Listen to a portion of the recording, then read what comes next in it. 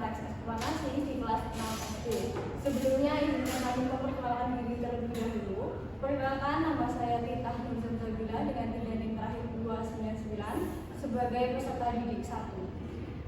Perkenalkan, nama saya Ilmi Nurmadiyunita dengan nilai akhir 172 sebagai guru pembuka.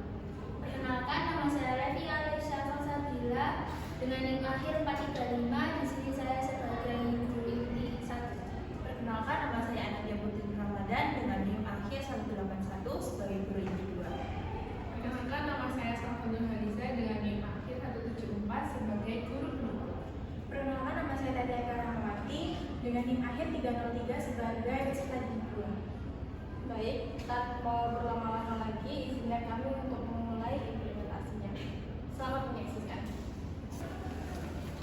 Baik, Assalamualaikum warahmatullahi wabarakatuh. Waalaikumsalam warahmatullahi wabarakatuh. Selamat pagi anak-anak. Pagi, Ibu. Bagaimana kabarnya hari ini? Alhamdulillah, luar biasa. Allahu Akbar, yes. Nah, sebelum kita mulai pembelajaran pada pagi hari ini, Ibu mau kita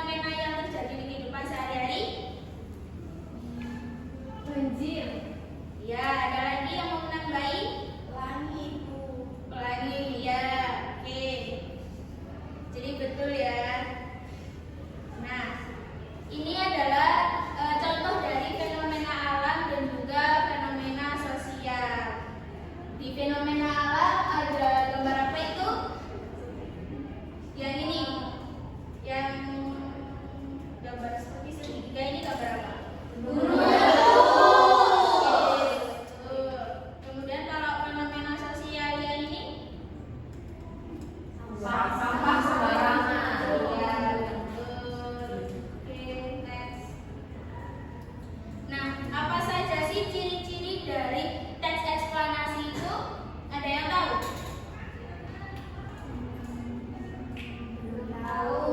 Oke, karena belum tahu kita belajar bersama terkait ciri-ciri dari teks eksplanasi. Nah, ciri-ciri dari teks eksplanasi itu ada 4. Yang pertama, fokus pada proses sebab akibat. Jadi, pada fokus pada proses ini menjelaskan terkait langkah-langkah bagaimana bisa terjadi fenomena tersebut dan mengapa fenomena tersebut itu bisa terjadi. Kemudian ciri yang kedua yaitu bersifat faktual. Maksud dari bersifat faktual ini yaitu menyajikan informasi yang secara nyata dan benar terjadi adanya. Jadi fenomena tersebut itu benar-benar terjadi, tidak mengada-ngada. Kemudian ciri yang ketiga yaitu bersifat informatif. Nah, bersifat informatif ini bertujuan untuk memberikan informasi atau pengetahuan kepada pembaca tanpa berusaha mempengaruhi atau memaksakan pendapat dari yang membaca. Kemudian ciri yang terakhir yaitu bersifat umum. Nah, bersifat umum ini biasanya menjelaskan fenomena umum yang sering terjadi di kehidupan sehari-hari. Misalnya hujan, kemudian tadi gunung meletus. Sudah sini sampai paham terkait ciri-ciri dari teks eksplanasi? Sudah. Oke, kita lanjut. Nah, selanjutnya ada struktur teks eksplanasi. Di sini struktur teks eksplanasi terbagi menjadi berapa? 3. Oke, dibagi menjadi 3. Yang pertama ada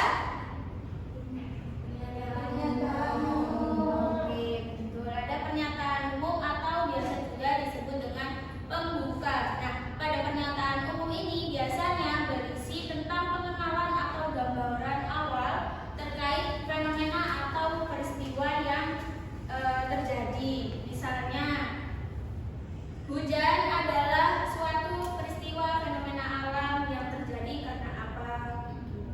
Kemudian yang kedua ada deretan penjelas atau isi. Nah, pada deretan penjelas ini, bagian inti yang menjelaskan proses terjadinya fenomena atau urutan langkah-langkah terjadinya peristiwa tersebut. Jadi, di deretan penjelas ini menjelaskan terkait struktur urutan dari fenomena. Kemudian yang ketiga ada interpretasi atau biasa disebut juga dengan penutup. Nah, pada interpretasi ini berisi kesimpulan atau ringkasan atau komentar penulis tentang fenomena yang sudah dijelaskan terkait fenomena tersebut. Oke, dari sini sudah paham terkait struktur teks eksplanasi? Sudah. Nah, selanjutnya ada bahasa teks eksplanasi. Yang pertama itu kata hubung. Nah, pada kata hubung ini dibagi menjadi 2, yang mana pada kata hubung pertama yaitu disebut konjungsi kausalitas, sebab akibat. Jadi pada konjungsi kausalitas ini menunjukkan hubungan sebab atau akibat terjadinya fenomena tersebut. Misalnya karena, oleh sebab itu, dan lain sebagainya. Kemudian konjungsi kronologis, urutan waktu. Nah, pada konjungsi kronologis ini kalian disuruh menentukan terkait urutan kejadian dalam suatu proses peristiwa yang dibaca atau ditulis. Contohnya seperti lalu, kemudian, setelah itu, dan juga lain sebagainya.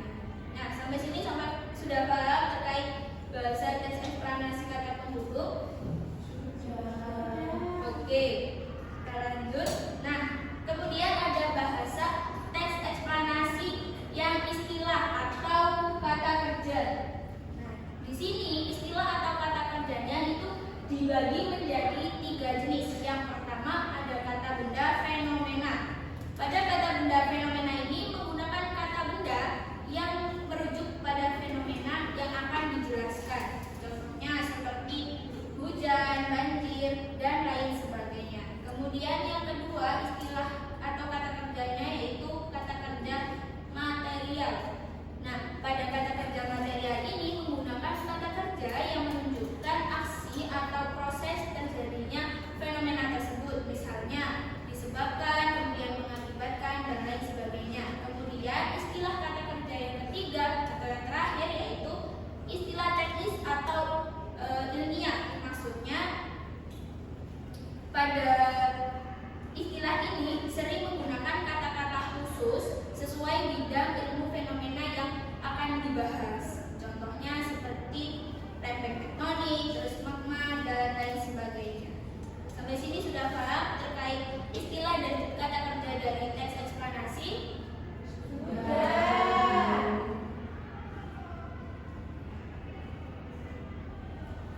Nah, selanjutnya akan mencari ide pokok pada teks eksplanasi.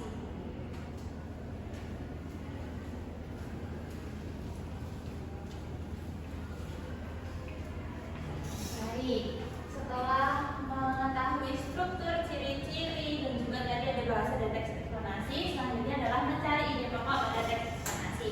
Sudah pada tahu belum bagaimana cara mencari ide pokok dalam teks eksplanasi? Oke, kita cari tahu sekarang. Nah, sebelum kita mencari tahu gimana cara kita untuk mencari ide pokok dalam teks eksplanasi, kita harus tahu dulu apa itu ide pokok. Udah pernah belajar tentang ide pokok sebelumnya? Nah, berarti nggak asing ya sama yang namanya ide pokok.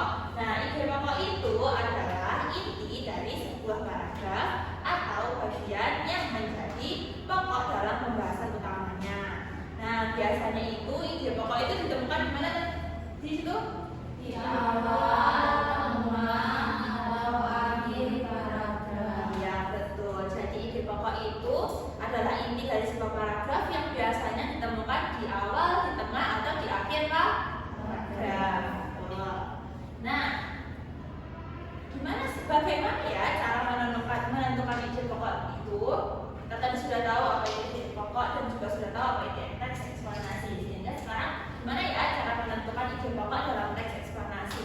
Cara yang pertama yaitu adalah membaca seluruh paragraf dengan cermat. Nah, baca dulu paragrafnya, satu paragraf dibaca dengan cermat. Lalu kita perhatikan kalimat yang memuat informasi paling penting. Jadi cara yang kedua yaitu memperhatikan kalimat yang memuat informasi paling penting. Lalu setelah kita perhatikan, kita abaikan kalimat penjelas atau contoh dari dan cari kalimat yang bersifat umum. Lalu setelah itu kita tandai informasi penting mana yang ada dalam paragraf tersebut. Sampai sini sudah paham? Oke, sip. Nah, di sini Ibu punya contoh teks eksplanasi yaitu proses terjadinya hujan. Ada yang mau membaca paragraf pertama dulu?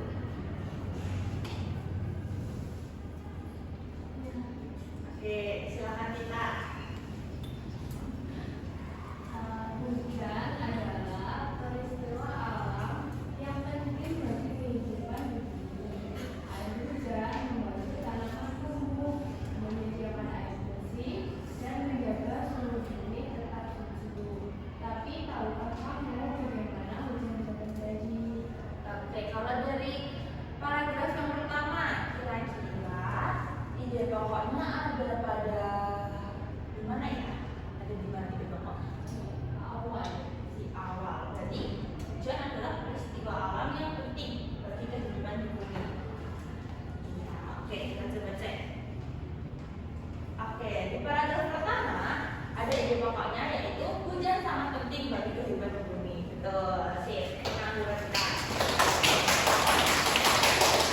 Oke, nah di situ ada penjelasnya yaitu paragraf ini menjelaskan manfaat hujan dan macam rasa ingin tahu tentang proses terjadinya hujan.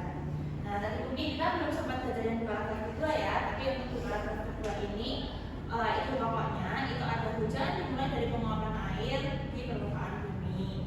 Nah, di sini kata kalimat awalnya yaitu hujan berawal dari air yang ada di sungai, danau, dan laut. Nah, sama ya seperti itu pokoknya yaitu hujan dimulai dari penguapan air yang ada di permukaan bumi.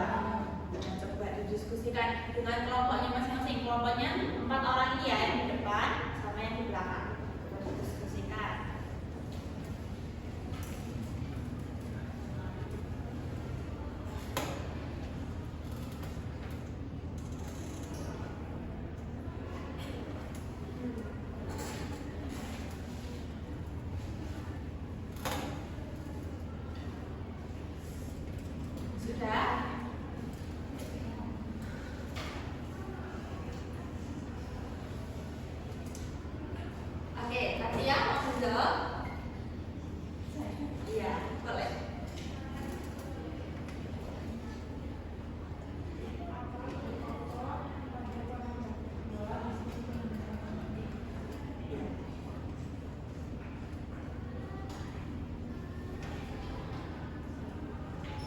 Dalam proses fotosintesis, tumbuhan menyerap air dari tanah melalui akar dan menyerap karbon dioksida dari udara melalui daun.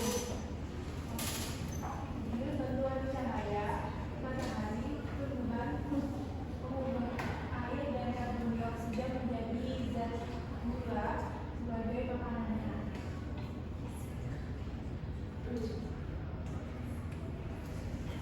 Nah, jadi jawabannya yang proses fotosintesis, tumbuhan menyerap air dari tanah melalui akar dan menyerap karbon dioksida dari udara melalui daun. Oke, betul.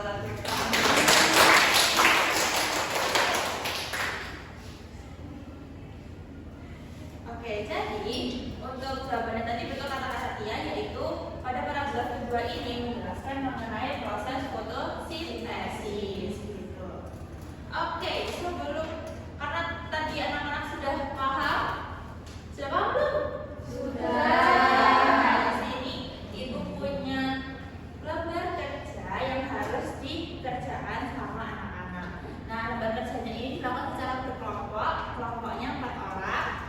Satu lagi ya, nomor 1 sama nomor 2. Nah, untuk ini lembar kerjanya nanti dikerjakan, lalu nanti akan dipresentasikan.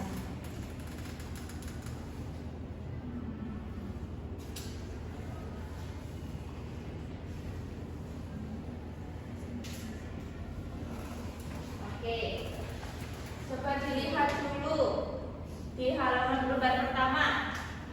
Di situ ada cara petunjuk atau petunjuk mengerjakan LKPD-nya. Nah, ini dikerjakan secara berkelompok 4 orang, betul. Lalu berdoa sebelum mengerjakan LKPD. Tadi kita sebelum belajar sudah berdoa. Lalu siapkan alat tulisnya. Disiapkan dulu alat tulisnya. Ayo. Terus dituliskan nama kelompoknya dan kelasnya. Dikerjakan sesuai dengan instruksi di setiap aktivitasnya. Nah, di aktivitas yang pertama dibuka, di situ ada teks tentang proses terjadinya banjir. Di situ anak-anak diminta untuk menemukan ide pokok dalam setiap paragrafnya. Oke, jadi di paragraf 1, paragraf 2, paragraf 3, sampai paragraf 4 itu diminta untuk menuliskan ide pokoknya. Lalu untuk aktivitas 2 dibalik. Aktivitas 2 itu diminta untuk mencocokkan antara paragraf dengan ide pokoknya.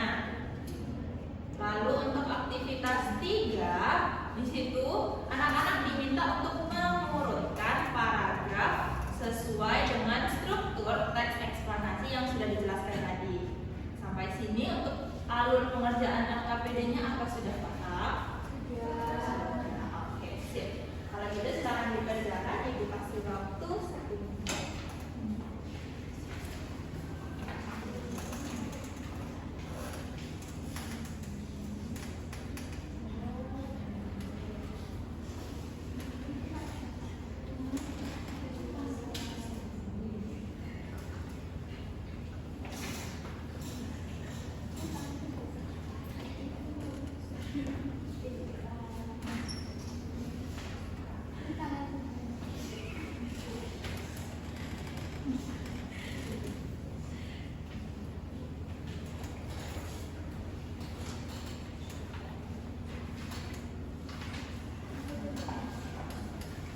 Oke, sudah? Sudah. Nah, sekarang siapa yang ini mau presentasi? Oke, silakan. Aktivitas 1 aja ya. Jadi di sini di aktivitas 1 kita disuruh membaca, mencermati teks tentang proses terjadinya banjir, lalu mencari ide pokok di setiap paragraf. Nah, untuk di paragraf 1, ide pokoknya itu banjir adalah peristiwa meluapnya air ke daratan karena air tidak tertampung. Terus kalau paragraf kedua, curah hujan tinggi menyebabkan tanah tidak mampu menyerap air sehingga tidak terjadi banjir. Lalu paragraf ketiga, banjir juga disebabkan oleh manusia seperti membuang sampah sembarangan dan penebangan pohon. Terus untuk paragraf yang terakhir, paragraf 4, menjaga kebersihan lingkungan dan penghijauan dapat mencegah banjir. Oke, itu aktivitas 1. Lanjut dengan aktivitas 2. Kalau di aktivitas 2, kita itu disuruh mencocokkan antara penyebab dan akibat dari banjir seperti paragraf sebelumnya. Baca dulu ya, untuk Untuk berikutnya, curah hujan tinggi membuat tanah tidak mampu menyerap air sehingga air mengalir ke sungai dan selokan yang akhirnya meluap. Lalu berikutnya itu, banjir adalah meluapnya air ke daratan karena air tidak tertampung oleh saluran atau tanah. Latihan betul? Nah, Oke. untuk selanjutnya, banjir adalah peristiwa ketika air meluap ke daratan yang biasanya kering karena air tidak tertampung oleh saluran air. Ini pokoknya curah hujan tinggi menyebabkan banjir karena tanah tidak bisa menyerap air. Lalu yang selanjutnya, kita dapat mencegah banjir dengan menjaga kebersihan saluran air, tidak membuang sampah sembarangan dan melakukan penghijauan. Ini jawabannya, banjir dapat dicegah dengan menjaga lingkungan dan menanam pohon. Yang terakhir, banyak orang yang tidak sadar bahwa membuang sampah ke sungai bisa menyumbat aliran air, apalagi jika terjadi hujan deras dalam waktu lama. Jawabannya, banjir juga disebabkan oleh kebiasaan manusia membuang sampah sembarangan dan menebang pohon. Jawaban dari kelompok 2 sudah betul semua?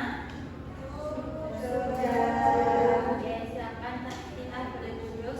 Latihan boleh dipresentasikan yang aktivitas 3? Boleh.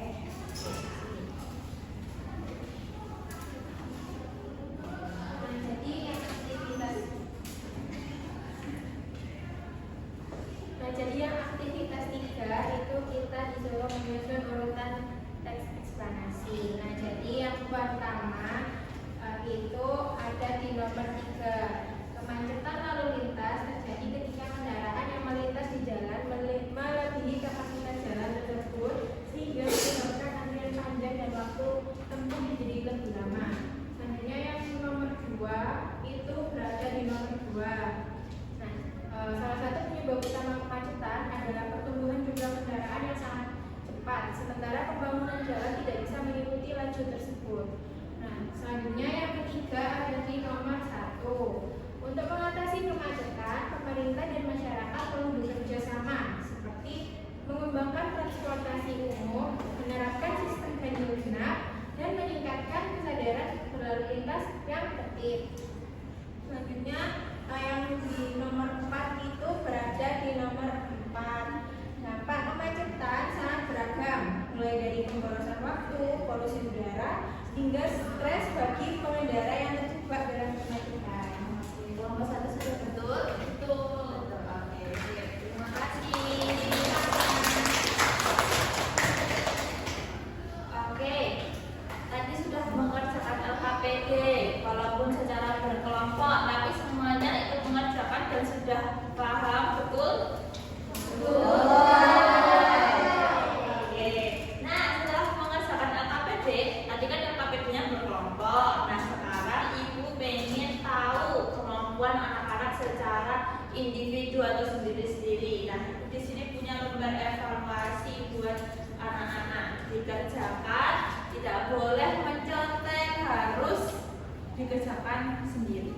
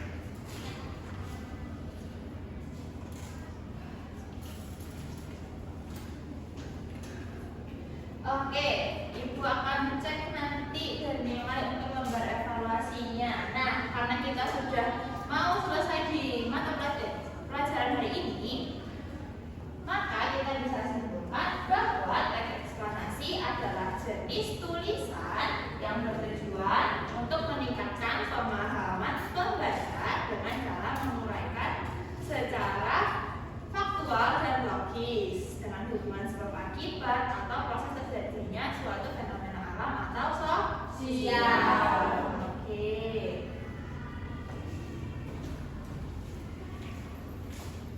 Nah, kalian tadi kan sudah menyimak materi dan mengerjakan soal evaluasi. Bagaimana perasaan kalian pada pembelajaran hari ini?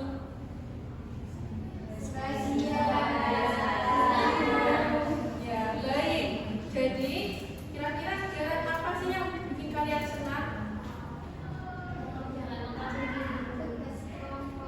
Baik, ada yang mengerjakan EKPD, tugas kelompok.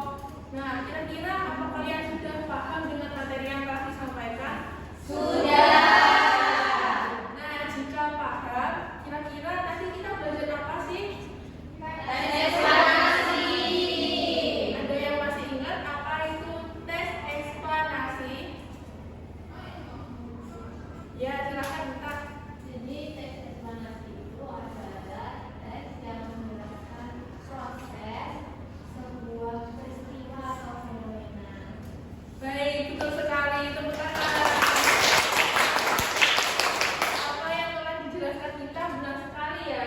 Teks eksplanasi adalah teks yang menjelaskan suatu peristiwa atau fenomena sosial dan alam. Kira-kira masih ingat nggak fenomena sosial tadi apa saja? Banjir, lagi tsunami.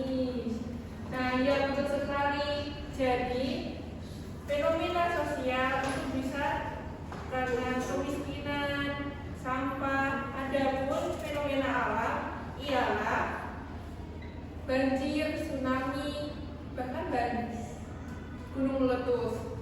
Setelah itu, karena kalian sudah paham semuanya, Ibu minta untuk kalian belajar di rumah lagi ya mengenai materi ini, serta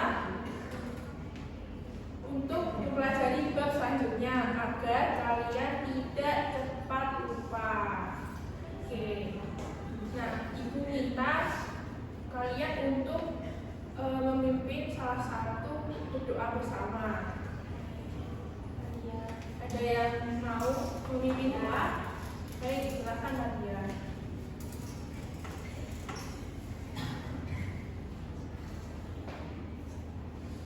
Baik teman-teman,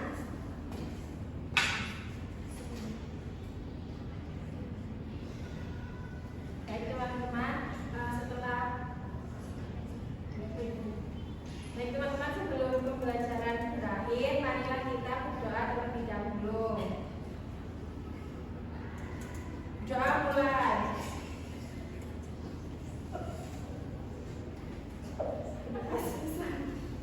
Baik, terima kasih. Nadia, silakan kembali tempat Ibu.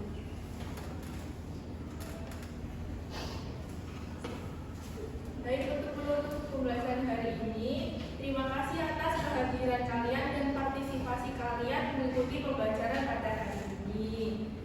Nah, Ibu mohon maaf apabila ada perkataan atau perbuatan yang mungkin kurang berkenan. Baik, wassalamualaikum warahmatullahi wabarakatuh. Waalaikumsalam warahmatullahi wabarakatuh. Terima kasih.